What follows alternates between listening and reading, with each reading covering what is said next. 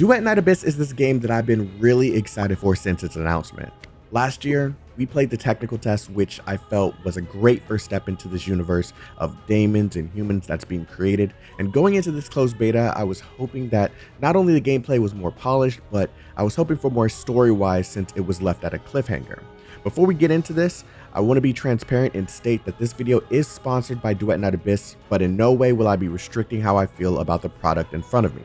This is a closed beta, which means that it's a work in progress, which also means that it will be very different from the final version.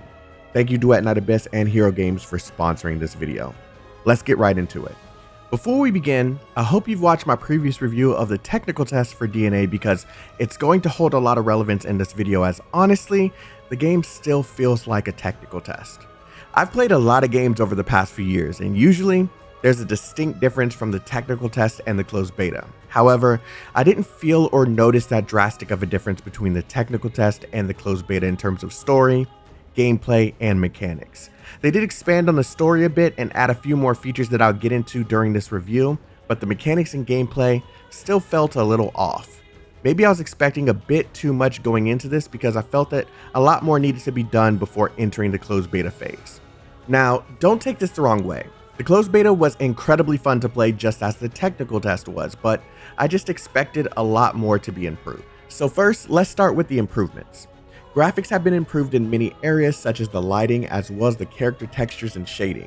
The colorful yet dark world seems to pop a lot more than before, but the darkness story-wise that's needed for this type of story to be told is still there.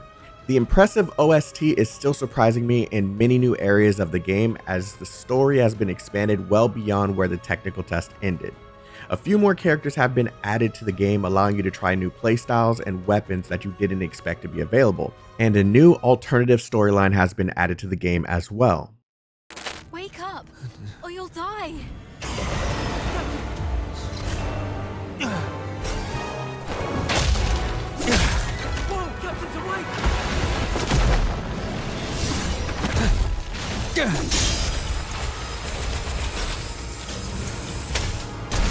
If you remember from the promotion of DNA, this game is set to give you dual perspectives.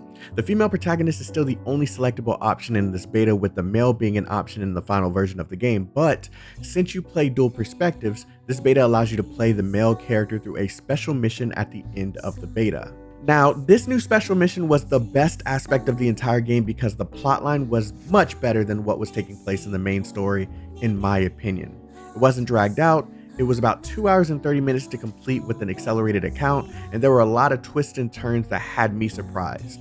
It wasn't perfect. In fact, I found a few holes in the story, but it was much better than I expected going in. You're basically playing the role of the captain of the Hyperborean army, which is the side of this character here, an enemy that you fight at the very beginning of the game. However, you're shown that there's a lot of conflict happening within the Hyperborean army that's turning people against each other, and it even ends in a way that I didn't expect. I'll leave you without any spoilers, but I wanted to mention that this new story was a great improvement from what took place in the main segment with a fun boss at the end. The next thing I'd like to talk about is the co-op, because there were so many hints in the technical test that co-op would be a part of this game. And well, yeah, it is a part of the game now that we are in the closed beta test, but not in the way that I was hoping for. You can farm the missions that give you materials to level up your characters as well as their skills, ascension level, amongst other things, but if you are hoping to fight bosses together with friends, it doesn't look like you'll be able to do so. Staparo and I tried multiple times to fight some bosses together as well as explore some of this world that they've created together, but unfortunately, the only available co-op missions were the farmable missions. Pan Studio, please allow the ability to fight some hard versions of bosses with friends. There was also a roguelike event that was available, but unfortunately, we were unable to do that together either. I feel like this is a missed opportunity for co-op enjoyers, so I hope they work out the kinks so that this game can be one to enjoy some epic boss fights and events with friends. Now, you're most likely wondering how you obtain characters and weapons. Characters and weapons are obtained via a gacha system. However, you can also obtain weapons as well as other items using a crafting system. We don't know if there will be limitations to which weapons you can obtain in the future, but at this moment, all of the highest rarity weapons can be crafted. Basically, you'll obtain a blueprint and the materials required to craft the weapon or the item in question. Once you start the crafting process, you must wait real-world time to complete the crafting process, or use a currency to speed up the process in order to obtain your new item. In terms of demon wedges, you'll obtain these through farmable missions relying on RNG to obtain the needed pieces for your character builds. Demon wedges are equipable items that add specific stat buffs to your characters, weapons, and abilities in order to make your character an absolute monster on the battlefield. They've also added this pet-like system that allows you to capture pets out in the open and use them to provide stat buffs that you activate during battle. There was also a brand new coloring system for the weapons that wasn't present in the technical test that allows you to customize your weapons to your liking. Also, the accessory system from the technical test is still present in the closed beta test. However, I didn't notice any new options that improve upon the system, which was a bit of a letdown.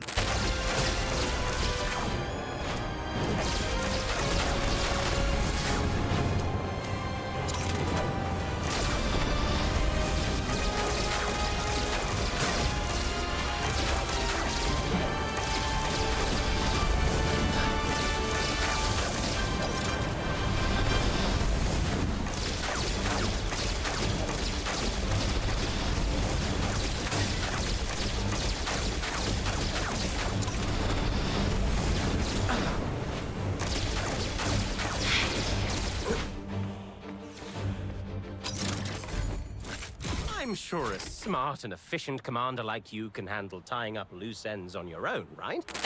To wrap this all up, I want to be very clear. I am not bashing this game. It's incredibly fun to play, messing around with the different builds for your characters, weapons, and skills, trying things that aren't supposed to work together just to see if you can come up with that build that's unique and fun to play. This game has a lot of potential for people who love that grind for the best builds. I'm just sharing that I expected more out of the combat and some quality aspects of the game since this is the first closed beta test.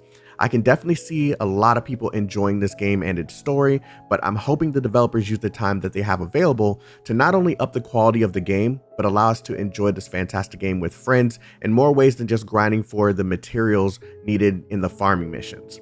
I want this game to be in its best possible quality at launch so they won't have to focus on fixing and changing things up upon release. Anyways, Duet Night Abyss currently is in closed beta and it will be available on Android, iOS, and PC upon its release.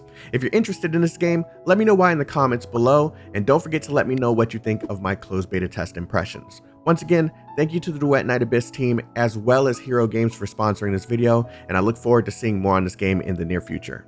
Have a wonderful day, stay healthy, stay safe, and stay chaotic. Peace out, everyone.